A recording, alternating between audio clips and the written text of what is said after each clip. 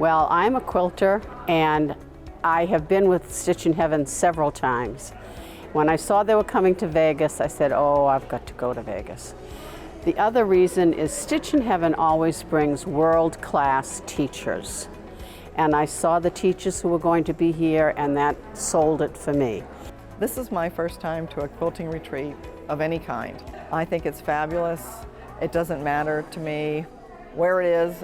What I did was we looked and saw all the different quilting things that Stitchin Heaven offered and chose the one of the quilts we liked the best. That's how we picked it. I've done several cruises with Stitchin Heaven. I love it.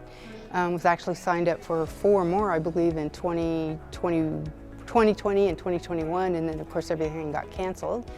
And then fortunately Stitchin Heaven listened to us, and they created the Land Ahoy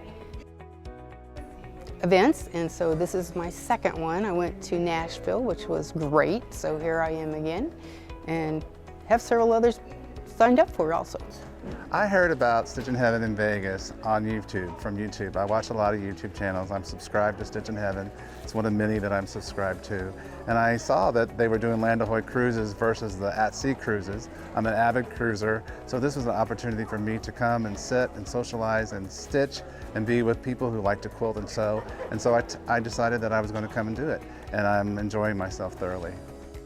This is my first Land Ahoy experience, but I have been on the Stitchin Heaven cruise.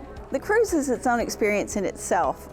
There's a lot of entertainment, a lot of people watching and those sort of things.